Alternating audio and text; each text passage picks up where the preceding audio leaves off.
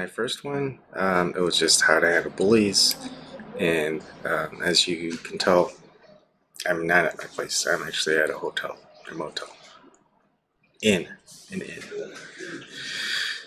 So there's gonna be some background noise. I'm sorry about that. I can't do anything about it. I can't be doing this in my room because my family's asleep. But I felt like doing some things because I've just kind of been itching to do it. Uh, when you're driving in a car, riding in a car and you're not driving and you're just in the passenger seat, sometimes you just have to check up on things. So I watched a little bit of YouTube. Like, there's only so much I can watch. Bad reception. Um, there's a lot of YouTube or a lot of Twitter tweets that I look at. Some statement posts and some um, Gab posts. But everything on Gab goes to Twitter, so I'm just always looking at Twitter anyway. So tonight, I saw it twice actually. So it was really weird. And this is kind of a thing that's been going on for years. And people are just kind of saying, "Man, this is like Huxley's Brave New World." Or, "Hey, man, our current way of things are going. It's more like 1984 from George Orwell." So what I want to do is go over a couple of things, and I don't want it to just be me. So if people want to join, feel free to join. At 11 p.m. Eastern Time. Right now it's almost 10 p.m. James will have Man to Talk with James, so we'll probably switch over then. But one thing that I want to do is show uh, some things that I found, and the discussion continues. I saw, I think shoot, I can't remember his name, but he did a tweet today, I think, about who was more right, Huxley or Orwell. And he was saying they're both pretty much right. So I'll go ahead and switch this over to what I'm going to share. And let's see. So hopefully this doesn't screw things up. Share screen, computer sound. And okay, so I zoomed in a bit. Now, this is on bibliokept.org back in 2013, but as you can see, this these images are from May 2009. I can scroll to the bottom. There's a little bit of disclaimer. So, Stuart McMillan's webcomic adapts and updates Postman's famous book-length essay Amusing Ourselves to Death, which argues that Aldous Huxley's vision of the future in Brave New World was ultimately more accurate than the one proposed by George Orwell in 1984. So what I'd like to do is just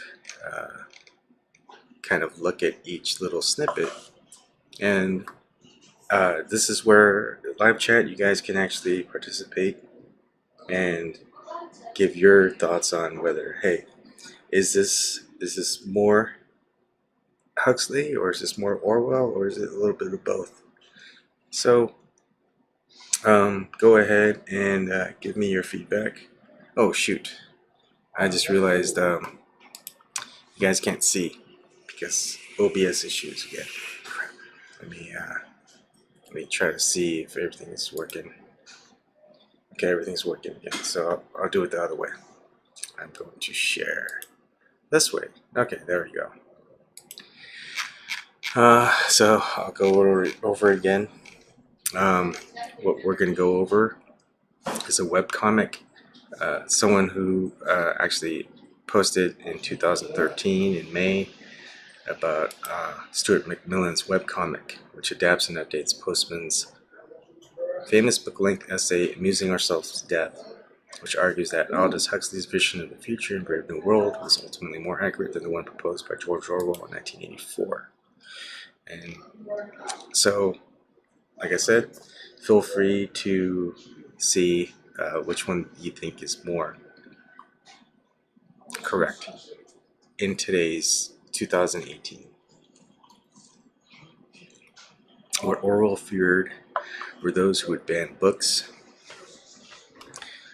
What Huxley feared was that there would be no reason to ban a book, for there would be no one who would want to read one. For me, I would have to say, and let's go ahead and minimize this a little, or bring it out just a little bit, so you can see a little bit both. And let's go ahead and do that. So I would say I would have to agree with Huxley more. We don't really ban books. There's some books being banned. There are some censorship going on, especially with social media and things like that. But you know what? I think that's just something that we see. People who are pretty much watching what I do, watching independent media, and mostly, and notice that there are a lot of censorship going on because there isn't a lot of transparency. But as far as books go, they really aren't banning books or literature. You could probably write everything that's going on, probably publish a book of WikiLeaks with a lot of stuff there. It probably wouldn't be banned. But right now, people are more looking into comic books or just comics or 50 Shades of Grey, that type of stuff. They really don't care about the some of the more important literature out there. Now, another one is Orwell feared those who would deprive us of information. Huxley feared those who would give us so much that we would be reduced to passivity and egotism. And I see a little bit of both because we aren't getting a lot of information. Our government is not transparent. We would request Freedom of Information Acts. I mean, it has that right there, information. And sorry, we don't get it. We don't get any of it. We get heavily redacted information that doesn't give us anything. So I would say, yeah, that does occur. Now, Huxley feared that they would give us so much information that we just wouldn't know what to do with it. And that does happen too. So, for example, look at the news.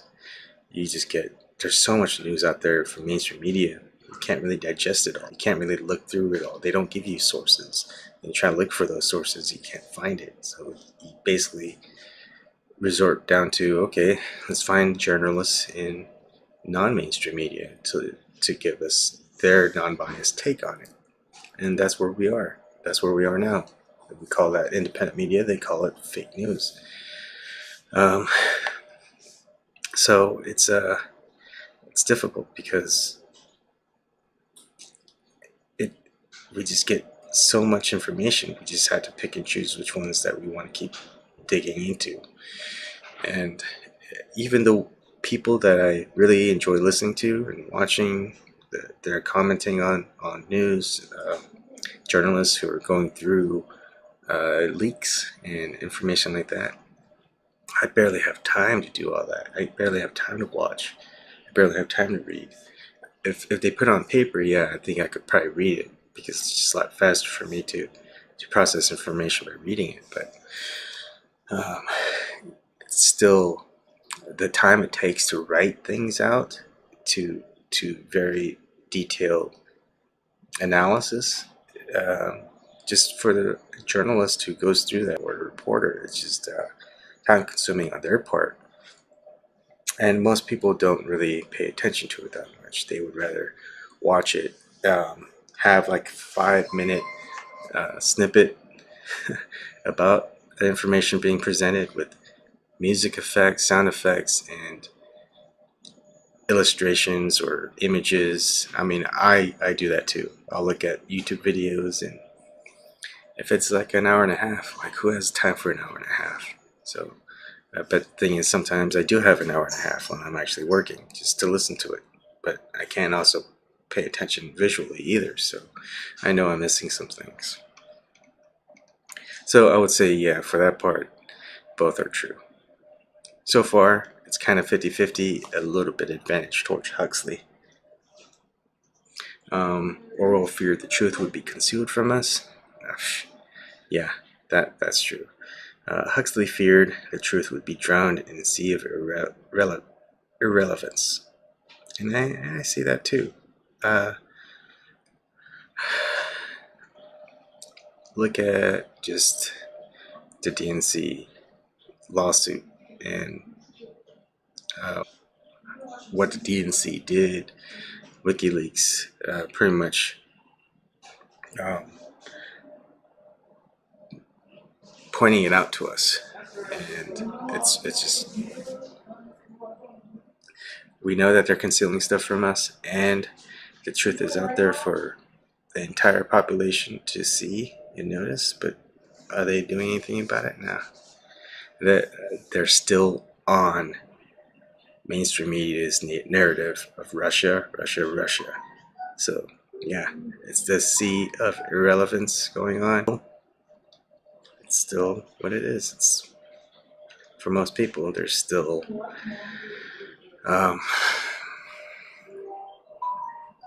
they're still sleeping on it, I guess. Orwell feared we would become a captive culture. Huxley feared we would become a trivial culture preoccupied with some equivalent of the feelies, the orgy-porgy, and the centrifugal bumpy. I'd probably read that. So, what this is basically saying is that we would be, Orwell feared, we would just be kind of chained to one type of society or culture, and we would fit within it and leave no room for freedom. We're just kind of enslaved to it. Well, Huxley feared that it didn't matter. There'd just be so much culture thrown out at you, and that you could pick any one of it, and or just jump around to a couple, and you're pretty much your time is consumed by it, and it really don't have anything to actually occupy yourself for something that's more important. You know what? I'm gonna have to give it up to Huxley on this one. I agree with him more. We really don't see Orwell's captive culture. We actually see Huxley's trivial cultures, where everyone's kind of preoccupied with stuff. I mean, you still see people preoccupied with comic books, Star Wars, like movies, things like that, music, and gaming. Like even that first one back in 2009 where these drawings were had. Look at that. There's someone playing video games. People are focused on social media, Facebook. They spend all their time on that. They don't really do much of it else. And we're probably guilty of that too, because this is kind of our movement. This is our new battleground, is on the web, in the digital realm. People are still watching movies, TV, culture, Netflix, reality shows. People are still collecting things, maybe not Beanie Babies anymore. They're collecting still material possessions of whatever that they want. People are still health conscious, looking towards bettering their physical appeal. That's been going on for ages, and it's still going on. People are still buying into this. If they saved, they could end up being pretty much just as rich if they just focused money into it. But anyways, I would say this one wins this part.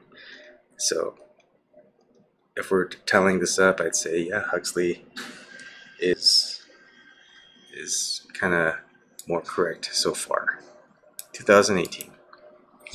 As Huxley remarked in Brave New World Revisited, the civil libertarians and rationalists who are ever on the alert to oppose tyranny fail to take into account man's infinite appetite for distractions.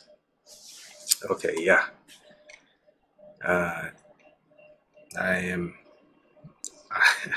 We see that. We saw that in 2016.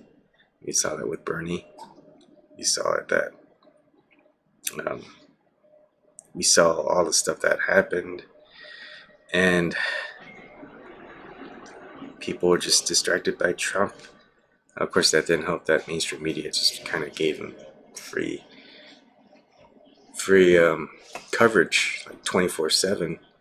An empty podium for Trump when you could have Bernie Sanders, who's gaining momentum, beating Hillary Clinton in the Democratic primary, who's giving his concession speech.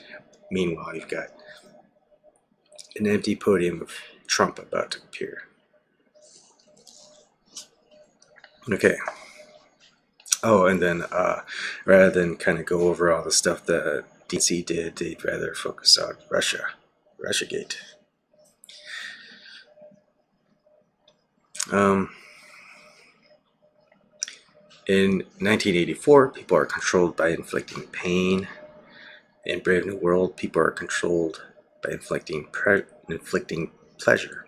In short, Orwell feared that what we hate will ruin us. Huxley feared that what we love will ruin us. Um, it's a little bit of both, I would say. But you know what? I think Huxley again wins on this point because the numbers are small. The ones who are here, um, we fear in a way. Just look at people who appear on our show, people who are truth telling and they're hiding behind the screen. They don't show their face, they don't show their name. That has to do with fear. I'm sorry. There's a lot of people who who don't do it. There's just a few people who will. Um, I'm not afraid. Uh, I know other people who might say they're not afraid, but you know what? They won't come on. They'll make excuses. They'll say, "Oh, you don't want to look at my ugly mug, dude. You can't look as ugly as I do." So that's no excuse. Um, the reason why you show your face, show your name, is tell them you're not afraid. But here's the thing: it doesn't matter that I'm showing them that I'm not afraid because there's just so few of us. On the other hand, you have everyone else who would rather watch. Let's see, who's live right now that I'm subscribed to? Tim Black is live. Who else is live? Yeah, really. So, guys, uh, people would. I mean, I'm sure there's the Winter Olympics. I'm sure people are watching that. There's if Jimmy Dore was on, people would be watching Jimmy Dore. Whoever your favorite independent media is, the most charismatic. And you guys are though not you guys because you guys are actually watching here and watching me for some reason. Uh, you would rather hear them commenting over of what's going on in mainstream media's news coverage. So it's just kind of a big echo chamber. And it's necessary because you really need to keep up with news and different viewpoints. But again, it's basically what makes you what you love about it. Like if you had someone making lies seem very entertaining and funny, I would probably watch it than someone who's just making very dreary, truthful video. Okay, hold on. Someone's joined. Let me switch over. Slow. Hey, Garden, how's it going? Hey, Gardner, are you there? What's up, dude? Hey, how you doing? Not bad. So Checking what? out some comments on 1984 and Brave New World and some of your other fucking comments. I'm all ears. Let's go for it. I think. I'm kind of working at the moment, Yeah, so like at points during this conversation, you're just gonna have to carry on. sure. I just tuned in, so what's your overall take on the state of modern society versus Brave New World in 1984? I would say that it's more Huxley's version of Brave New World, although, um, I mean, that's where it's kind of patterning and going towards. But it pretty much started off um, with Orwell's 1984. So they're trying to get to be everyone on the same page, going one way. But I think they found out that with so much technology, so many people, it's just you can't keep that many people in control of the smaller population, no matter how powerful. So the only other alternative is to go the other way and flood with misinformation, with just entertainment, with um, trivial things that really aren't important. And so I think Huxley is kind of where we're heading towards, not necessarily 1984. The people in the chat are complaining about my mic. Check, check. Can you guys hear me now? Let's see. Let me see if I can increase the sound level of the desktop audio. On my end, I don't know. Yep. Okay. Keep Too going. too low still. Too low still. Too low still. Oh. Too low still. Says Zox. Okay. Let me increase it. Of course, if it increases on my end. I think. Check, check, check, check, check. Is that better, everyone? Check 1 2. That's really loud for me, but as long as they can hear it, that's good. I, Check, check. I'm not getting any response from them. I can. I think you're good. My my audio meter for OBS is good, so you should be good. It says better, but still too low. All right, let me add it some more. Let me see. That's right. I'll end up Audio going. options. Okay, now try. Check, check, Maybe I'll give it a. check 1 2.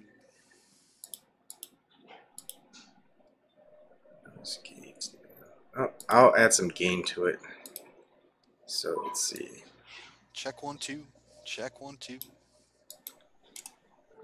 Okay, try talking now. Check, check, check, check, check, check. Well, I've got a headset on, Zox. Like, I don't know whether it's on my end or what. Is it any better? I You increase. guys can hear me? Is it good enough? I increased the gain, so that should help. All right. So, anyways, have you read either book? Not for a long time. I mean, when I was a kid, I used to read everything, but again, now I don't read anything anymore. So, I yeah, would say Huxley, that Brave New World reflects more of what the modern world is. And what we want to do is avoid degenerating into 1984, where all pretenses of society, normal society, are put aside. hmm They don't bother with drugging people. They don't bother with trying to make them happy. You know, hmm I can easily see us descending into a 1984 scenario. But as it stands now, it's entertainment, drugs, and I'm referring specifically to American society. Okay, there's a lot of people in the world who are either under a more 1984 type example, or live like you know live in a situation that has nothing to do with either of the two novels. So when we talk about this, we have to bear in mind that we're really only talking about the United States here. A lot of these ideas can't be applied outside of the U.S. true. Um, So I mean, what were some of your other points? uh, let's go back.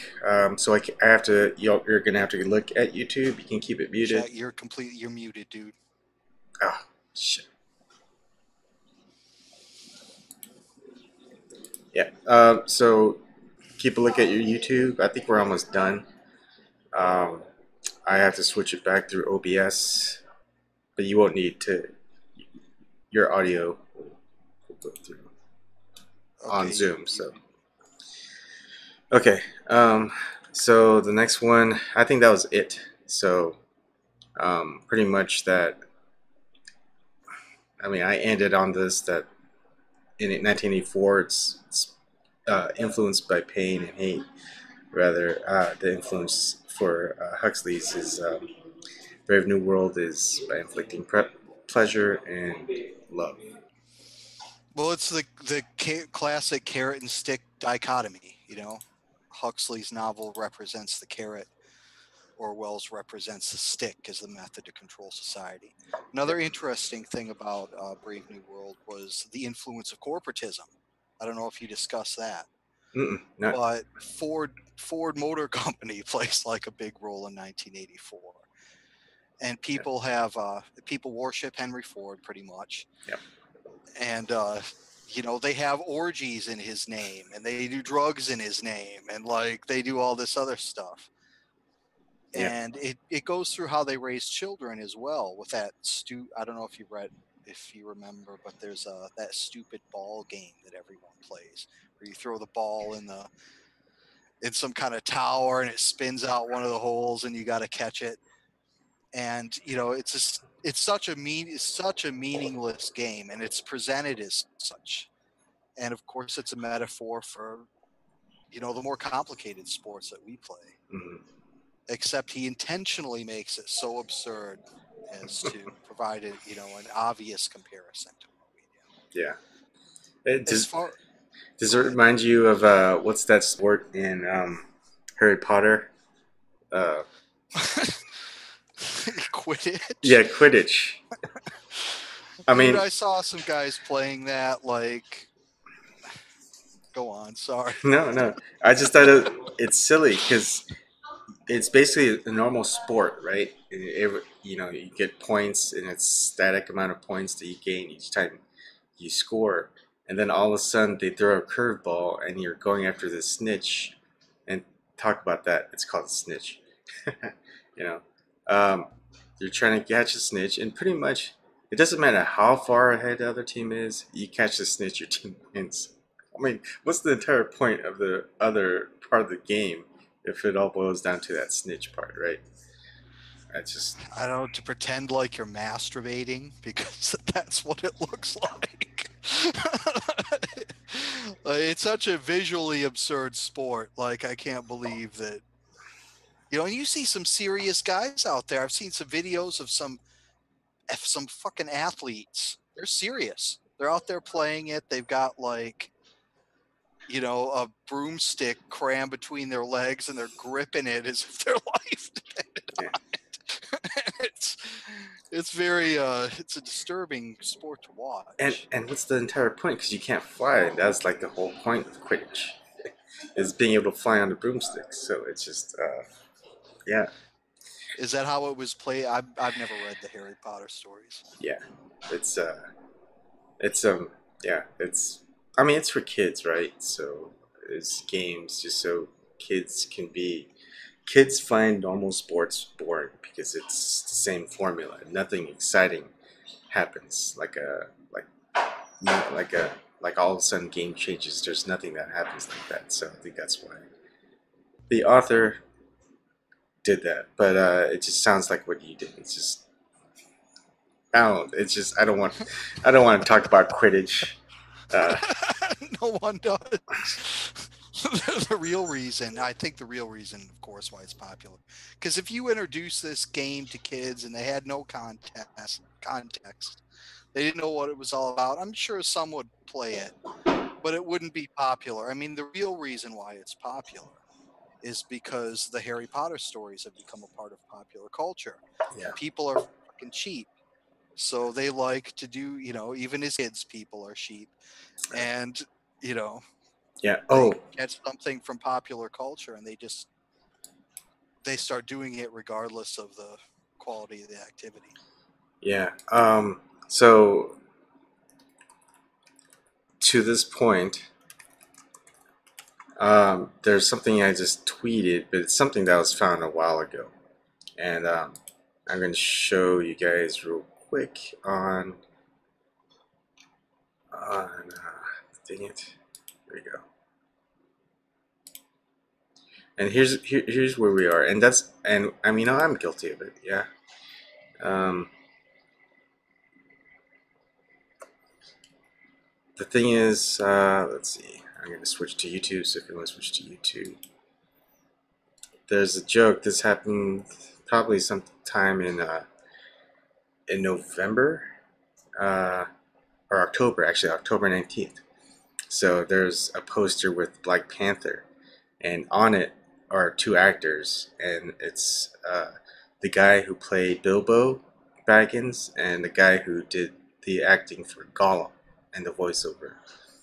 And so someone replied and kind of went semi-viral because he says they're the token white guys, not like so it's kind of a play on words like token white, Yeah, you I know, saw like that Tolkien. post. Yeah, Yeah. but yeah, we've gotten to the point where we can make jokes like this and people kind of will get it instantly. Um, we do some type of joke that's like political, people will be like, "What? I don't get it," because people aren't paying attention to the political mess unless it's by mainstream media, right? So it's we make references to, oh, Trump is doing this. Oh well, Obama was doing this, or Hillary was doing this, and it just goes by people's heads. You talk to them about that poster, that joke, almost like 90% of them will get that joke. So this kind of goes into kind of the point that Huxley makes. It's uh, there's just so much culture, subculture, it's just different entertainment genres that it's Well, in Brave New World, they basically eliminated all subcultures. There was this one overweening culture that dictated your life from pretty much birth to death. I mm, mean, people were grown in vats and then like they were led through very specific lifestyles, and then at some point they were, you know, well, at birth they were also divided up by social class. Like while you were still in the tube, you were either at alpha, beta, you know, blah blah blah, and they would genetically engineer you to be such. So there were no subcultures in Huxley's Brave New World, except for what's his ass, who was like tried to flee the society. I can't mm, remember his name, but there were small groups of people. But for the most part, there was no subcultures within the wider society. You know, and if we look at Quidditch versus this other that whatever the hell that other game was, I yeah, can't remember the name of it, but you know, again, this is a top-down activity. This is an activity that both activities were presented to us top down. I mean, Quidditch isn't something that the people came up with and started playing. mm-hmm, It was, you know, the side thing that an author invented, and then, you know, corporations and communications companies started spreading the idea around as a way to promote the book. And somehow it caught on. So, I mean, you have that comparison there as well yeah. between you know, Brave New World and Harry Potter. Yeah, it's become very formulaic. I mean, if you talk about commercials, what are the most popular commercials? They say that there's usually five things that you want to put in a commercial where people will pay attention. It's like have a baby and there's a baby in the commercial. You have animals, cute animals in the commercial. You have a like a very sexy woman who's like partially nude or very exotic, just like the sex sells thing. And there's like I think there's two others, but I can't remember. But yeah, it's pretty much have one of those five or all five of them in a commercial, and you're gonna have like a pretty popular commercial. Uh, Well, and it goes beyond that too. It goes into lighting, it goes into sound. There are certain sounds and certain forms of lighting that will produce emotions. yeah. There are colors that will produce emotions. I mean, people wonder, they're like, It's a 30-second commercial. How could they have spent 500,000 or $1 million making it? It doesn't have any stars in it. Like there's nothing there. And it's because of like they're paying consultants. Hmm. Okay. And Yep. these consultants, like a lot of them are scientists who belong in the field of sociology and psychology and psychiatry rather than advertising. They belong in fields where they could actually be of use to society. But instead, like the pay is so much better working as a consultant for an advertising agency on the shit. So they pay these consultants, they buy this ultra expensive equipment, and that's how it comes out to be like that. But there's all kinds of sideways into your brain, all kinds of workarounds that most people are just unaware of. And the message gets into people's brains. They watch these fucking things like for hundreds and hundreds and hundreds of hours over their lifetime. And, it produces certain patterns of behavior and ways of thinking. Yeah. So like, that also leads to the homogenization of culture. Yeah. Zoc said one of them was humor, and that's correct. Like, if you kind of think back of like your favorite sitcom episode, you can't remember it 100%. I mean, it's just, of course, it's just too long. But you have a commercial, and one of the commercials that I remember, like, think about the most interesting man in the world commercials. People remember those. Um, the one that I remember is like the Foster's beer commercial.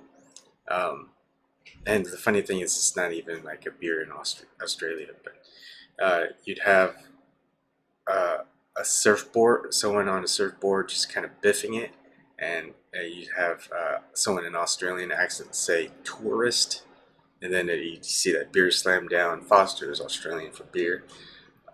So you'd have a piece of steak just sizzling on a plate, and then you see someone put down like a piece of parsley. You'll hear the word salad, and then you get that Foster's Australian for beer. So I remember the commercials perfect. There's a couple. Like, you see a big great white shark swimming in the waters, and then you hear the word guppy, and you got that Foster's Australian for beer. So I remember those commercials fondly because they had humor in it, and this is probably before I could even drink beer, and it's a beer commercial. So and like my favorite favorite sitcom stuff. I mean, Futurama is one of my favorite. Uh, I can't remember an entire episode like 100%, even though I've watched it maybe like 10 or 20 times. It's just you only remember little snippets of things, and that's where commercials get it right. They feature that snippet that's really that you won't forget, and Yeah, and you have to wonder why. Like, I mean, part of it is because, I mean, a 20 or 30-minute narrative will, in a sense, be harder to remember than a 30-second statement about something, no matter what you're talking about, whether it's advertising or whatever, you know, at least in theory. mhm, But again, it comes down to people using a lot of these psychological tricks. I mean, that's why you remember, is because it has worked its way into the back part of your brain somehow, yeah, and they've spent X $100,000 doing it. yeah, It's just better, if you ask me, just to tune out from ads as much as possible. yeah. Try to stay away from them. It's kind of what I did. But sometimes I feel like it's like the Matrix. Remember when he's back into the Matrix after his training sessions, and then he's there in that restaurant. They had good noodles. Oh, I know. It should be about okay now. We're gonna have Okay, hiccups. I couldn't hear most of what you said. Okay. Repeating. It's just sorry. I'm at the Wi-Fi of the hotel, so either it's getting bad or the deep state's zeroed in on me. So what I'm saying is like we kind of want to kind I'm of. following you. Where are you at, anyways? I'm not gonna let you know that. You're gonna just report it to TYT and Jenks, and then I'm gonna get blown up like an airplane. Just I kidding. caught about half of that. I caught TYT. Like it's something about Jenks and blowing up. Never mind. Um, yeah, I'm getting drop frames because okay, so the connection isn't holding up very well. Keep going. I think I'll try to limit what's on, and that should help. Check, check. Let's see.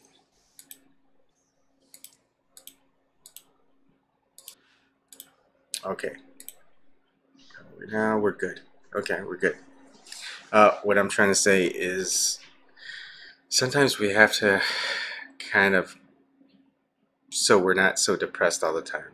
It's just plug ourselves back into the matrix or a program of the matrix, kind of like that lady in red and that mouse looking guy. And remember when Neo's in the back of the car when he's first plugged back into the actual matrix, and they pass a restaurant, and he goes, they had good noodles. You know, that's kind of like us. It's like, yeah, we kind of remember fondly like the mainstream media stuff or like cable and all that stuff, but we realized it was just kind of it was fake. It wasn't really important either. Yeah, and again, it's more brainwashing that causes that effect in people. Like something that's kind of related to that. Like if you remember from Mad Max Beyond Thunderdome, right? Remember, did you have you ever seen that? Yeah, but I can't remember. I always remember the first half of the movie. I never remember the second half.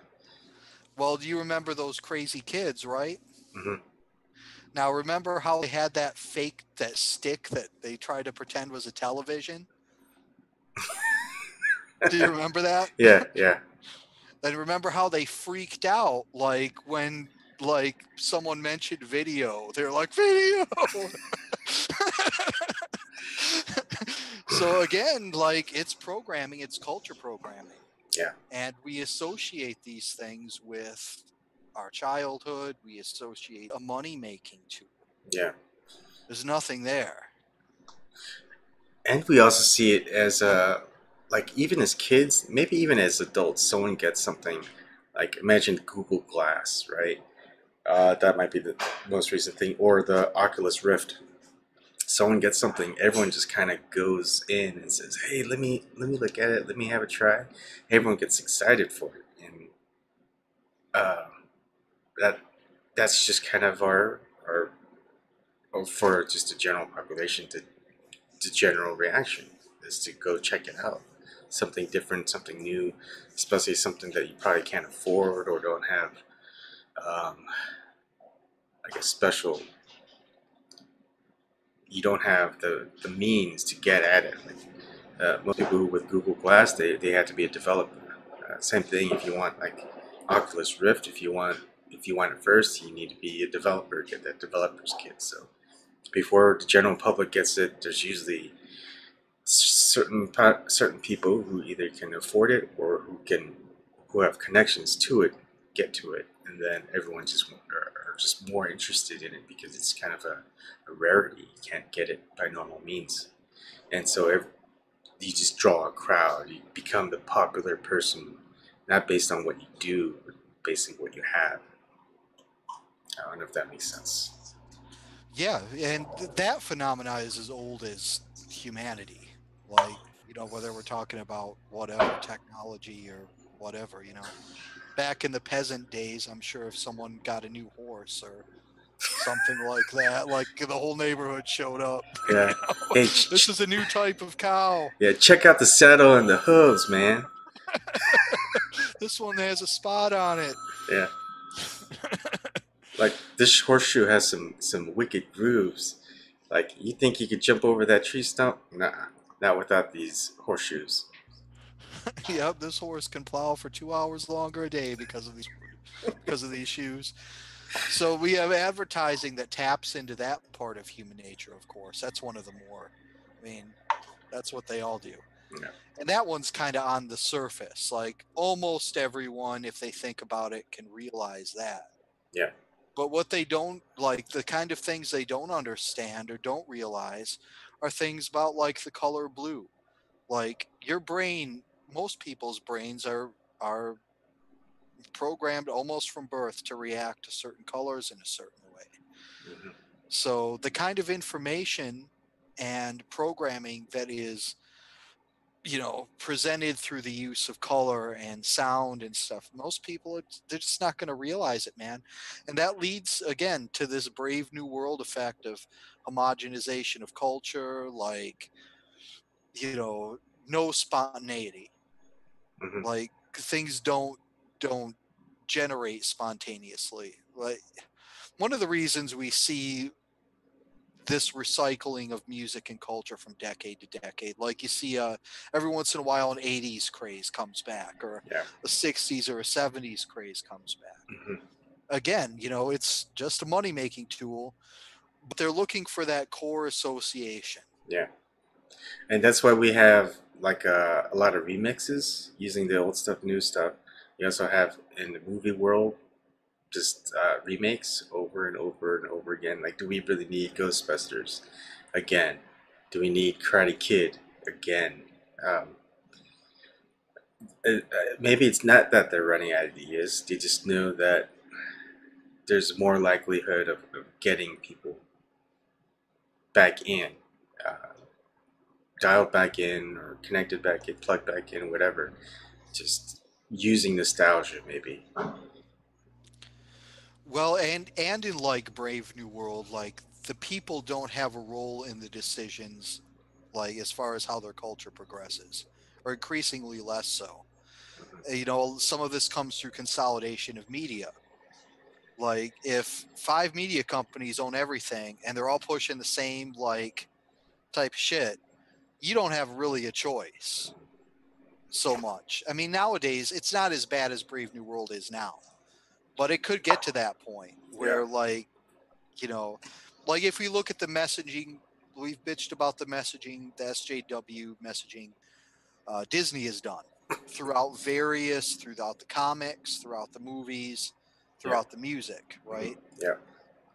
So yeah, I mean, the consolidation of power in media is going to lead to those Brave New World type effects. And also public perception, because it doesn't matter what the real public perception is, as long as they're saying, "Hey, this is what's trending, or this is what's viral." When necessarily it may not be what's really the most trending, more viral thing out there. Um, as because it's kind of like say they're only at like whatever trending or is viral is 100,000 views or something. But there's something out there that's 250 or a million. But then that 250,000 views that there are 50,000 or 100,000, whatever, that low amount is being viral or trending because so many people see mainstream media. They all go out and view it, and so all of a sudden it's 500,000, 1 million. So of course it's going to be viral and trending because they're going to see, what's this that's trending and going viral? And so you see it once they report on it, it just jumps and it does become viral and trending. You know? Yeah, they're not, these things aren't coming, the culture isn't being generated by the citizens. Yeah. And an example of that might be because I don't know what the numbers are on it now. It just came out. But that second Cloverfield that they released on Netflix, you know what I'm talking about? Hmm. There's some new Cloverfield movie. Cloverfield paradox. Look, I can't stand J.J. Abrams, man. So yeah. maybe I'm biased against it, but No, you know, I saw that pushed and pushed and pushed across multiple yeah. platforms. The reason why I stay in touch with pop culture nerd stuff, oh, not only is it entertaining, but I'm starting to see a lot more people just kind of seeing what's going on with their favorite stuff, their genre, their thing that they grew up with, and the current spin on it, the current change, and they're not on board with it. And I love seeing them just kind of flip that switch, just kind of like when we flipped that switch in 2016. And it's fascinating. It's great. I think our next allies might not be political, but might be because of people who just can't be entertained anymore because they realize all the bullshit that happens in the entertainment world, the propaganda, entertainment culture, I guess you could say. That's just my opinion or thought, but I just think it's fascinating that you just see so much analysis in media, in entertainment culture. It's bigger than it is in our little political uh, commentary stuff. Well, that makes like that's kind of the reason why why I listen to diversity in comics. Yep. Yeah, because like not so much because I agree with what he says, well, or that I even follow comics anymore because I used to follow comics, but I stopped years ago. Yeah. But because of the fact that, you know, that he is rebelling against the paradigm that these comic companies are trying to set up. Yeah. And as far as this type of this obsessive media analysis that it seems more and more people are getting into, right? Like you said, it's a type of cannibalization. Like we're kind of self-cannibalizing in that sense, and that sounds like a negative at first, and it can be and can be turned even more into a negative. But at the state that it's in now, I see it as a positive. It's like putting maggots into a wound and letting them eat out all the rotten flesh and then taking them out. I mean, the key at the end is to make sure that all the maggots are out. Yeah. But it's kind of that process. It's a cutting away of the rot, even though it is kind of a narcissistic type of self reflection that our society is engaged in. We're obsessed with viewing ourselves and our culture, and it leads to the neglect of other more important things going on in the world. But I wonder if this is a part of a necessary part of the process to get rid of some of the rot, which I see the rot as a result of consolidation of power Yeah. and influence. The I'm not sure about fantasy. Yeah. So fantasy and sci-fi, they have one connection, and it's just um, the representation of a world that can be. Um, and in sci-fi, it's more of where our future, where we can be in our future in humankind. Sci-fi, fantasy is kind of more like uh, just almost the same way. It's just how they kind of fight the same things that we do, not scientifically, but just in a fantasy way with magic or what have you, you know. And I think that we all want to get to that end point where we're exploring, we're being we grow. The All our problems that are current are just like, ah, yeah, we solved them like years ago, in the future time, and we're dealing with different things from different cultures, from different civilizations, and just seeing how whether we can contribute to helping them or not, and just showing them how we handled it. But even though we didn't really handle it in real life in current present day, that we just kind of see that glimpse of how we kind of suspect that we're going to handle it, and we kind of agree with it, and we just see the steps that a civilization that's outside of us handles it. And I think that's fascinating. I think that's great because it gives us like a little bit of hope, and saying, okay, yeah, I can see that happening, and it's not necessarily us; it's another culture, another civilization. And I think now it's more, uh, oh, it gets to sublime happiness, and all you have to do is be I'm with her, right? And it's like, no, that's not how these stories are supposed to be. It just doesn't end happily just because you take an ideological stance of nonsense, I guess. There's logic involved, and there's a story. There's the arc of the hero.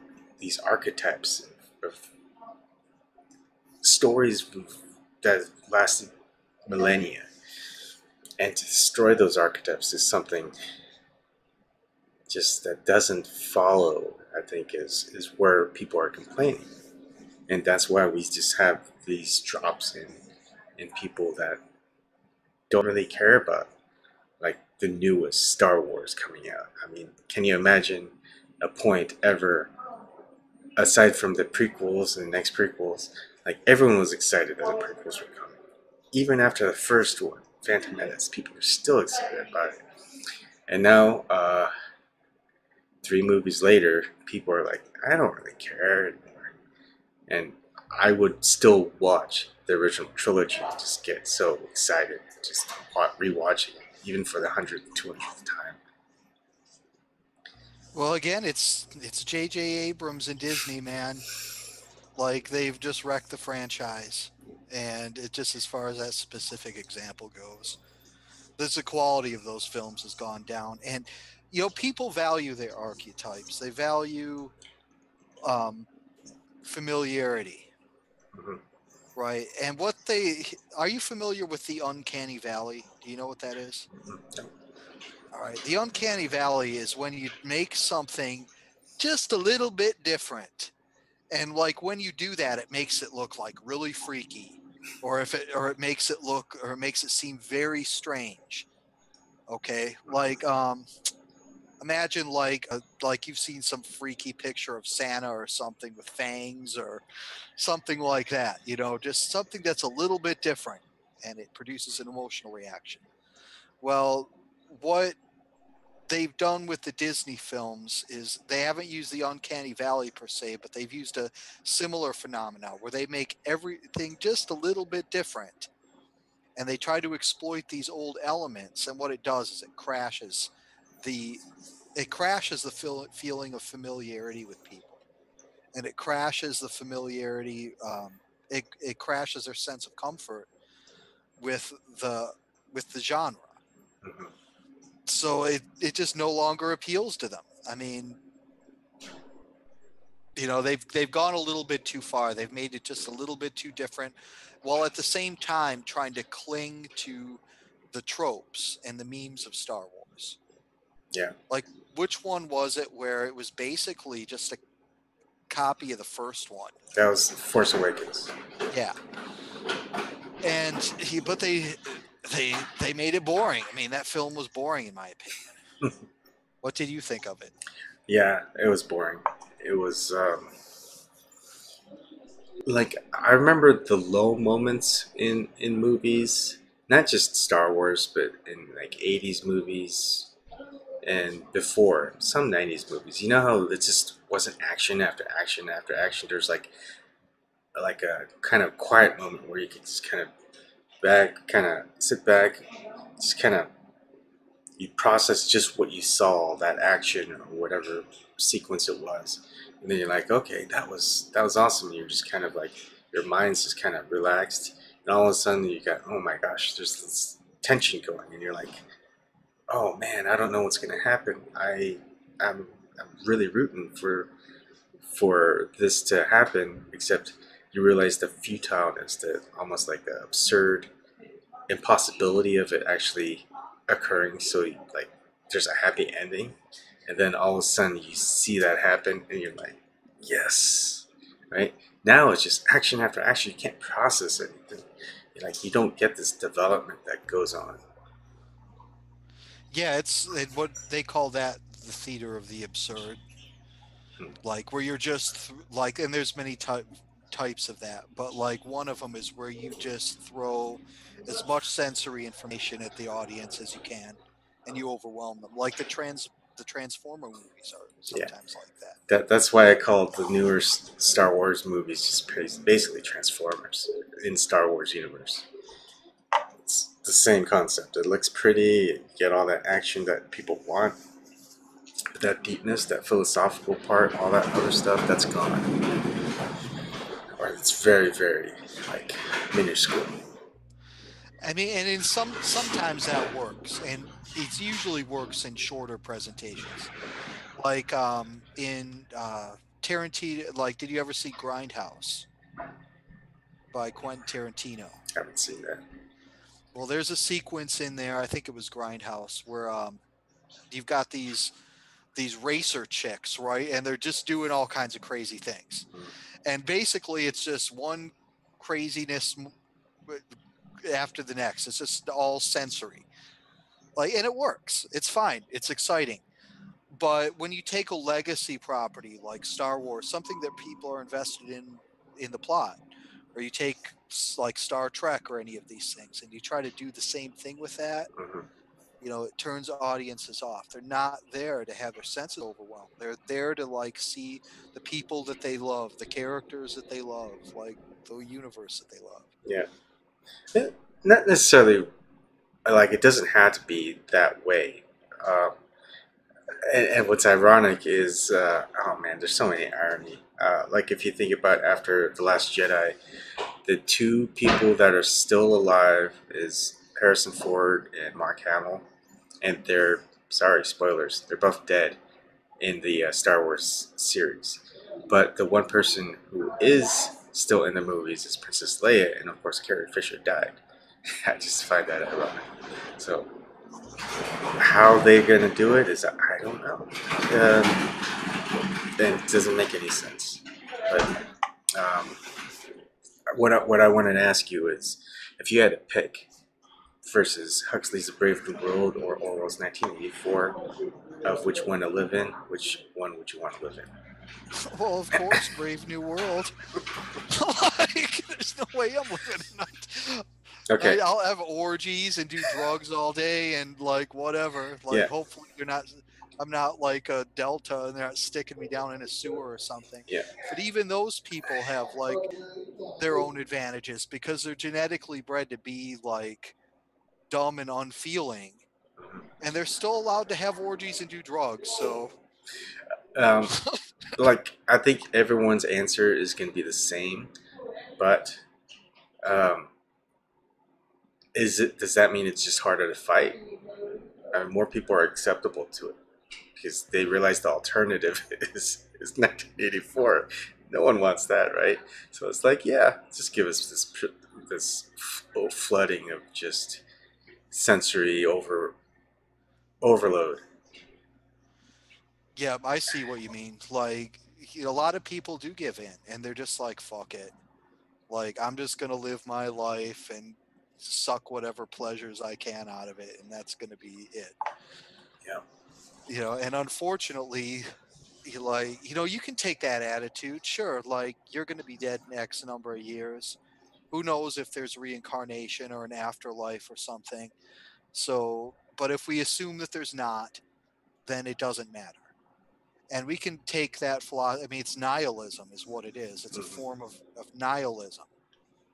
I mean, self indulgence and debauchery and whatever the hell you want to call it. Like, it is all a form of nihilism. There is no end goal. When you engage in hedonism, usually you're sacrificing the future for the present. Yeah. And nihilistic philosophies of all sorts have permeated our society, and that's just one example of it. Yeah. Some people, I mean, I can consider myself a type of nihilist, I guess. Some people are really taking offense to it, though. Like, I was watching one of Holly's videos, and she went off. She was like, "These damn low class nihilists," and she's religious too, so she was like, But, like these damn atheists, blah blah blah. And she got kind of upset about it. And yeah. like, while I don't necessarily agree with what she said, I can understand the sentiment she's getting at. It's ubiquitous, it's everywhere. And it, like, a lot of these philosophies are dragging us down. Wait, so are you saying that Holly's saying, or is Holly's calling atheists low class nihilists? Like, she said that nihilism and atheism were low class, and like that she didn't, adhere to them. Like, she didn't respect them, essentially. Hmm, interesting. Okay. Like, Is it? I forget which video it was, but I'm sure maybe we only have a few people here, but I'm sure someone else saw that video as well. And I don't think that she really meant it 100%. I think that she was just kind of pissed.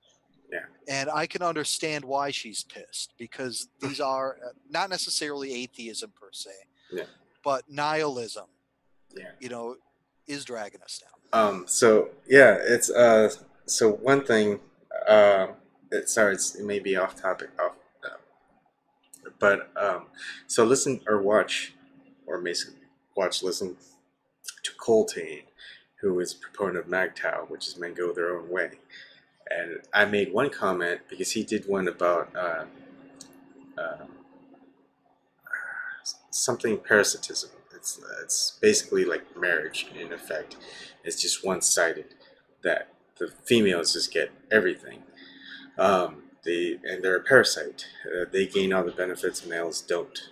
And it did have uh, a good valid uh, viewpoint. Except I mentioned in one comment saying, "Yeah, I agree with it, but right, I live in a marriage which is pretty equal. We it's pretty equal, I would say." And oh man, all the replies and stuff that people are saying. One of them was like, "You don't get MagTow, or and you shouldn't be posting comments without understanding it." And I'm like, well, or being a proponent of MagTow. And I'm like, wait, so are you saying I haven't commented on? I was thinking, so I have to understand MagTow, but I can't understand it here.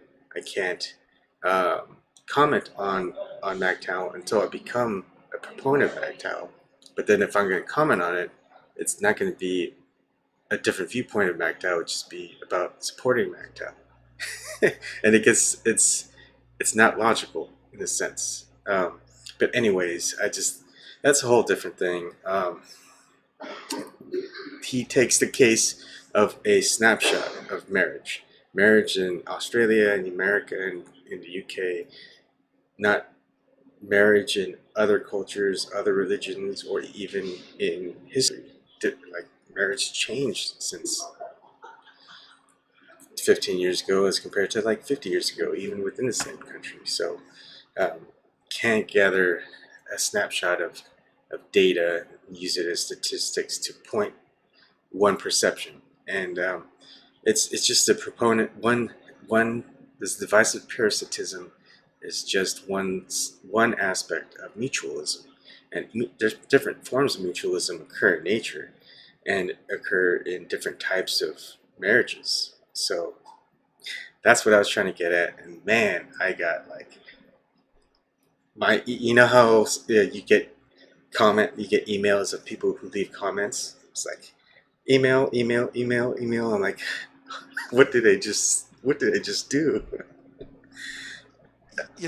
I'm sure like a lot of the MGTOW people would hate this comparison, but they're ideologues, right? And you see the same thing with all ideologues, whether you're talking about people who are obsessed with a certain aspect of culture or whatever. Like they internalize it in such a way, it becomes an emotional attachment to them rather than an idea. They Yeah, become emotionally attached to MGTOW. My wife fucked me over, like, and MGTOW saved me, so now I have an attachment to this philosophy. Like it made me feel better.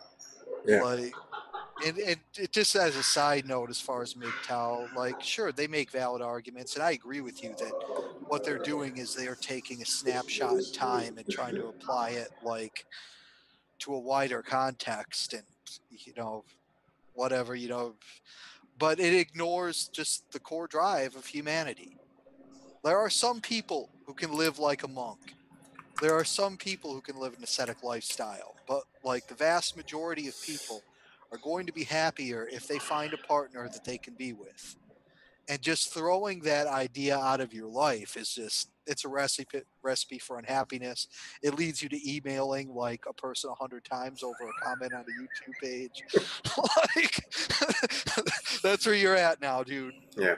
You can thank from MGTOW for that too. So you But know, what's funny is like I was like on. not on board. I was like, man, this guy's got some really good presentation. It's like he analyzes it correctly. The math is sound.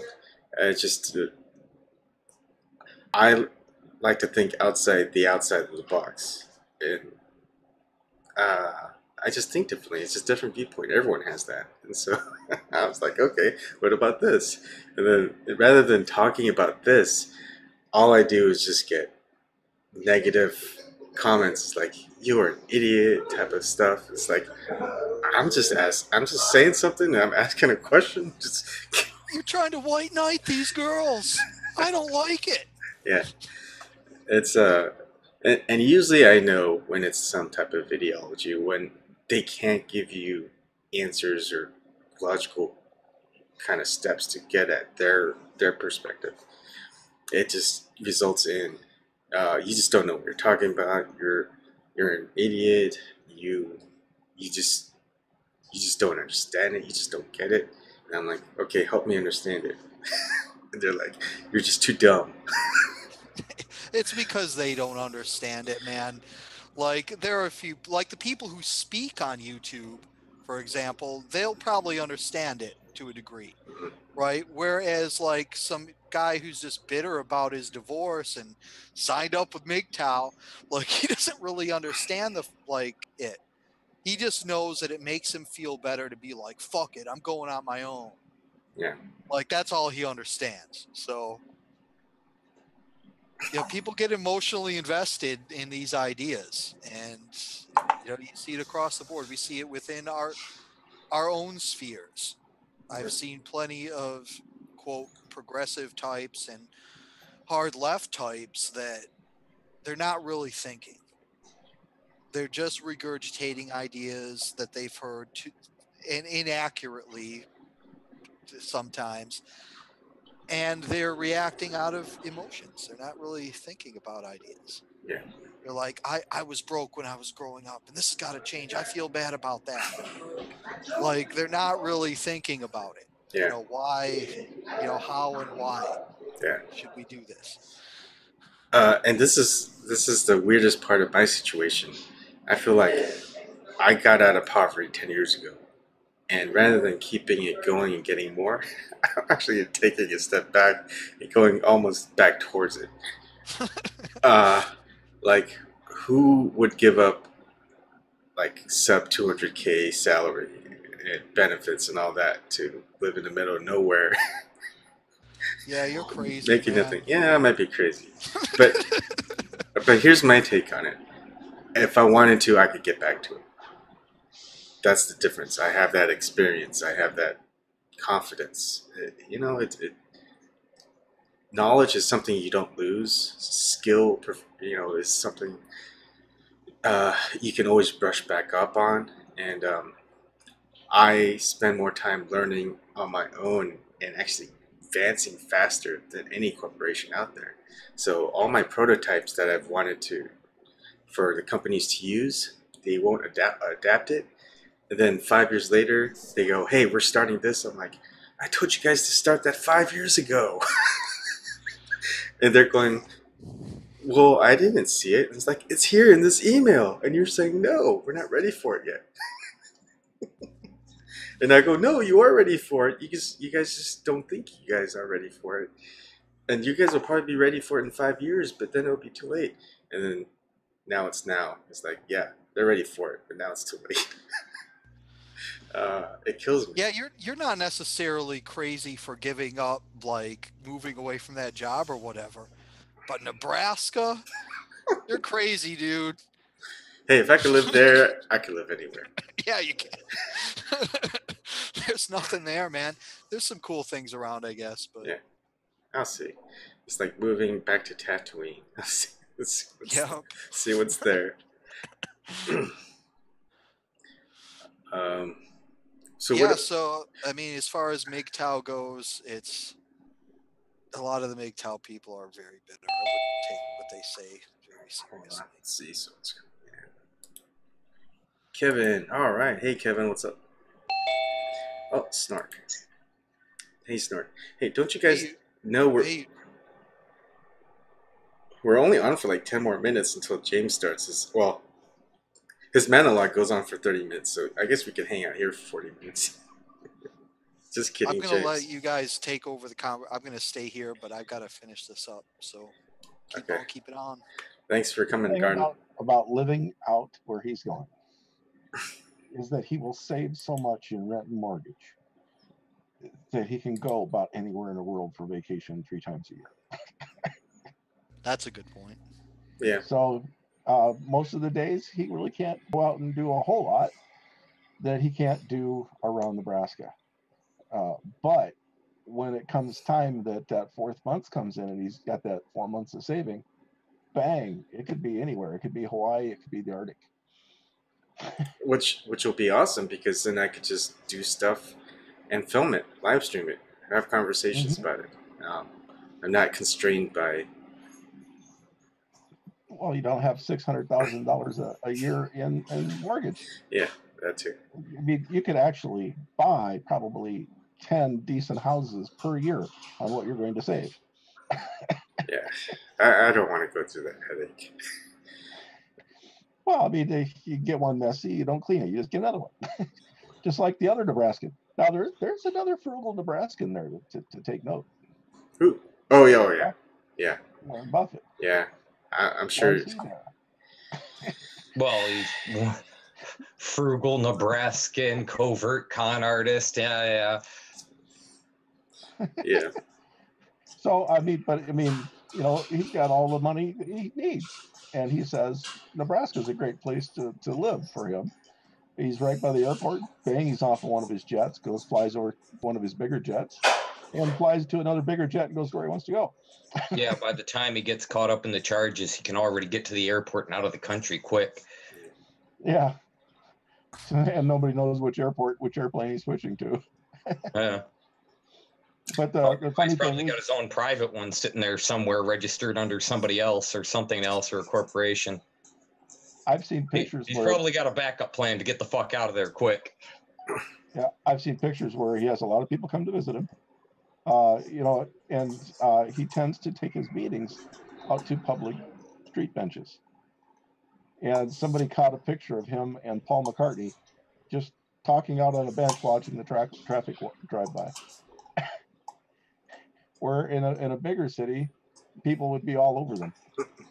Yeah.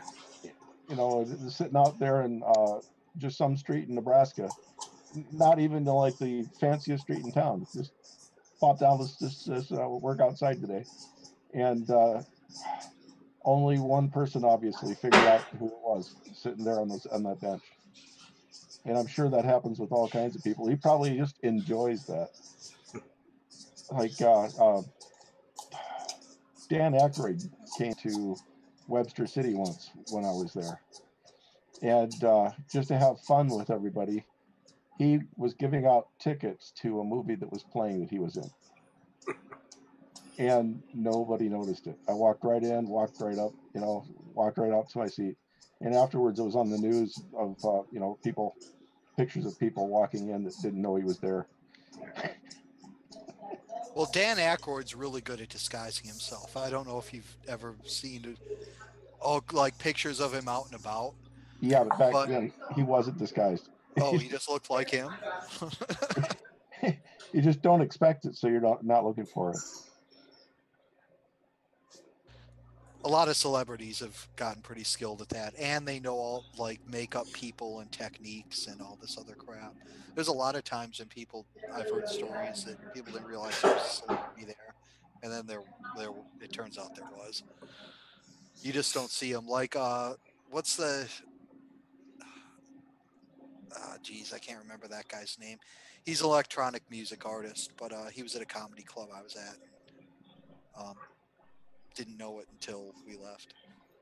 Trent Reznor. No, it was what's his stage name? Tiesto. I can't remember his real name. Of course, the two guys from Daft Punk probably go everywhere and nobody knows them. Yeah. Well, of course. All right. So, since you guys came on, well, are you gonna go on James' channel, Garden, later tonight? Yeah, depending on what I get done here, I'm on an all night monitoring Okay. gig. So Kevin and Snork, I want your opinion. Huxley versus Orwell in 2018. Where are we more likely closer to? I can't remember which one was Huxley. Brave New World. Oh, I think we're much closer to Orwell. Really? Ah, wow. Well, maybe I'm wrong. Have you read either of them, Snork? I don't know for the Long time ago. I have problems remembering which stories are which. Orwell, it gets kind of hard to remember which of his is going on. the Orwell thing is more creepy government intrusive lying, and the Huxley thing, from what I remember, is more of the slowly flood them and manipulate and twist them sort of idea. Yeah, and I probably have it mixed up with the psychic dogs one. So It's like dogs. I don't I, know what one that is. I think you've been out in the middle of nowhere, Iowa, too long, Snork. yeah, yeah, The psychic cat. he's upstairs asleep. He'll be come down. He's psychic. He'll know we're talking about him. Yeah, but no, you know, you just never know what the government control. People are so easily manipulated, and so much of what we do is manipulated, and nobody even realizes the manipulation. Kevin, what are your thoughts? Kevin? I don't know, when it comes to the military sort of apparatus, it resembles the Orwell thing to a degree. Yeah. The propagandized media and the pushing out disinformation kind of matches the Brave New World. So, I mean, there's similarities of both, but it does seem like the military read 1980 or read Orwell and decided, hey, we can use this. Yeah. That's what it almost seems like, because sometimes it's just to the point like, are you fucking kidding me? This can't. It's like, really, I think, did you literally tear a page out the book? We're doing this. Yeah. You know. That's what. Yeah, it does feel like that. It's like, hey, what's our war plan for Syria again? It's like, give them a book. It's 1984. That's what it feels like. It's serious. I mean, that's their blueprint.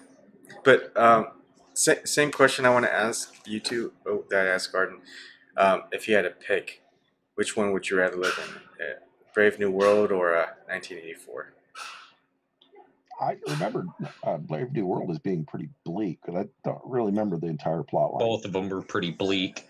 Yeah. I mean, you have about an equalness in bleakness. It's just the Orwellian problem, though, is that it would normally collapse eventually. Of course, a collapse of a technologically aware society is not going to be as easy as the collapse of Rome. Yeah, you got nuclear missiles sitting in silos, and hundreds of them. So just imagine, I mean, I said it before, the nuclear winter thing, if it happens, it's going to be by random chance. It's just going to be one of our own going off. The biggest problem is not firing them. The biggest problem is they need to be maintained. Yeah. Just randomly goes off in a silo. Somebody thinks we did a first strike because that's our policy, and fuck. Then we start a real war. And it ends real fast. Well, now, Ebon, you're in Indiana? Yep, we're in Mishawaka or something. Okay, but you're going to be through Iowa tomorrow. Yeah, we're gonna pretty much make it to Omaha by the end of like 5 or 6 p.m. probably. Yeah, I probably won't get to see you until the next trip then. Okay. Yeah, I mean, once we're settled in, taking a trip out to where you are should be a big deal. Or maybe even Des Moines. Yeah. So your kids can have something to see. Des Moines. Oh, Des Moines has like one of the nicest capitals in the country. Really? It also has a strange museum that has things like Iowa was attacked by the Japanese in World War II. They've got the bomb. 2 of them. One of the Airstream balloons. One of the balloon bombs. Crazy. But that's about it. That's a really small museum. See, I've only driven kind of through and past Des Moines, and it just looked not very interesting. But The the maybe I'm wrong. the Capitol building is a fun thing to go. Um, but wouldn't be the only thing you do there that day. If anything, I do it on a cold day when the kids need to get out and play.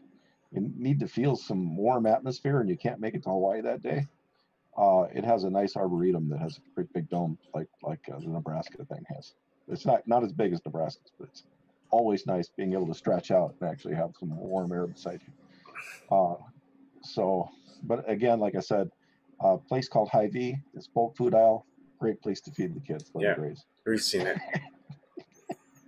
Oh, They you got have them all the way out there?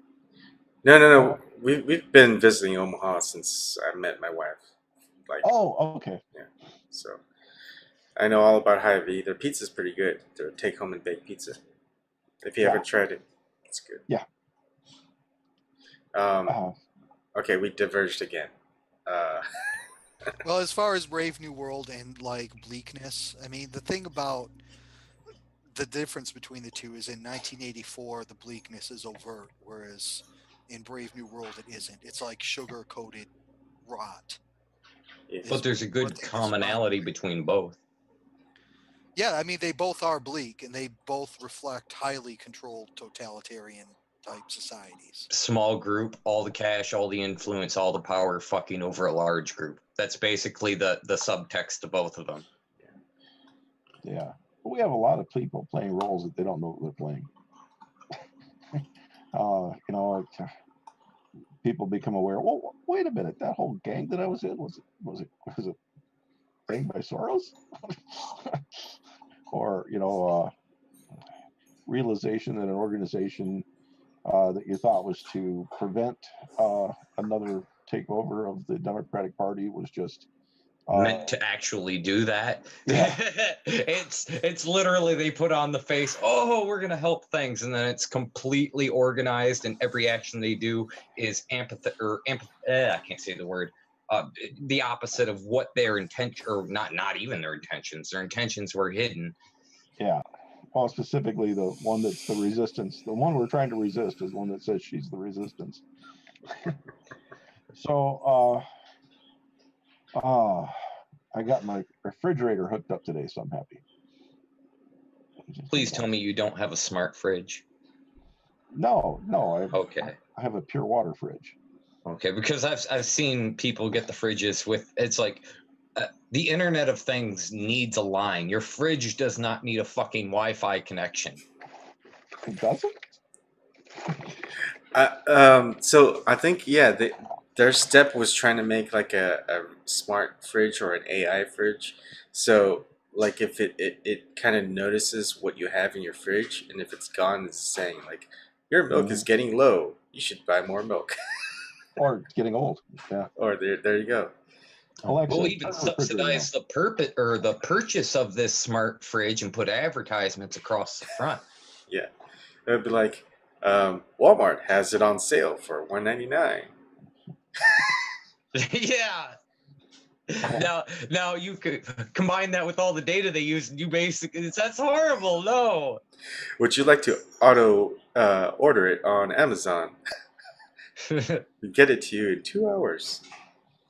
There is an Amazon barcode reader. Yeah. And everything that if you use cans, you're supposed to scan them and toss them, and it reorders the cans for you. Goodness. It's like eventually people are going to be so used to it. They go, how do we order online again? Automation complacency. Yeah. It's it's the same way. Like our phones. Does anyone know anyone else's phone by memory? I don't. And I know a good chunk, but I mean, I've memorized quite a few numbers. yeah. But whenever, I don't know. I back them up and write them down. Yeah. Just for the fact the damn phones take a shit all the time. Yeah. So we're getting to that point where we're gonna get so used to doing things an easier way that we're gonna forget how to do things the hard way or the manual way. Like that's kind of the one things I want to do. Get back into the basics again. Just kind of like anyone who's in professional sports. If they want to get better, what do? They go back to the basics. They brush up on the basics, clean it up, and then they could go on. So that's kind of what I feel like I'm kind of doing in Nebraska. Is start over, get back to the basics, brush that up, then go crazy. I don't have a talking toilet. That's in the chat. My toilet will flush on voice command, but it won't talk back. It doesn't make any crude comments. Well, I can see a scenario like you guys have watched Black Mirror. Does it right? give you advertising for toilet paper? No, Not yet, at least. No, it doesn't. Doesn't even get me. Is that all you got? So Are you sure? Or you don't want to waste water. You know, comments like that. Your toilets. You flush too many times. so Well, oh, go ahead. the first 3 flushes are all gray water.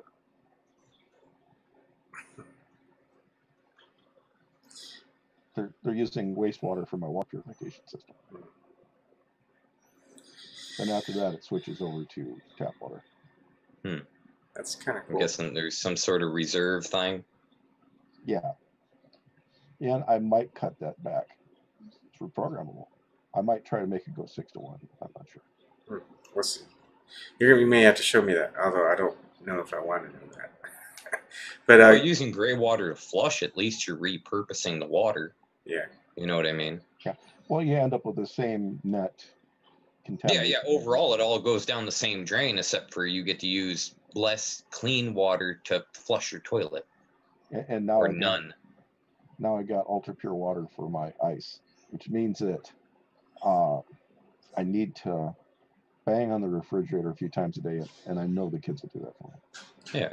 And the add-on to that would be your biodigester you'd add on to the main drain that comes down. You know, minus, you got to be careful about shampoos and sulfurs and stuff like that you're putting into it. But besides that, any like food waste or even a little bit of dish soap isn't the worst possible thing as long as it's used and it's a small amount. Well, as long as you dilute it with enough water, it's okay. Yeah. Because you got to be worried about if you put anything like kills 99.9% of bacteria, that biodigester is going to take a crap. Okay, guys. All right. So James has started his show. Garden, you're asking if we watched Black Mirror. I watched the entire first season a couple years ago, and the first episode of the second season, maybe a few weeks back. Well, where are you going with that? Well, the quick point I was going to make is I could eventually see a scenario developing where I forget which episode it is. I think it was 15 Million Merits was the name of the episode, where everyone's stuck on these damn bikes and like they're forced to like live in these little cubes and stuff.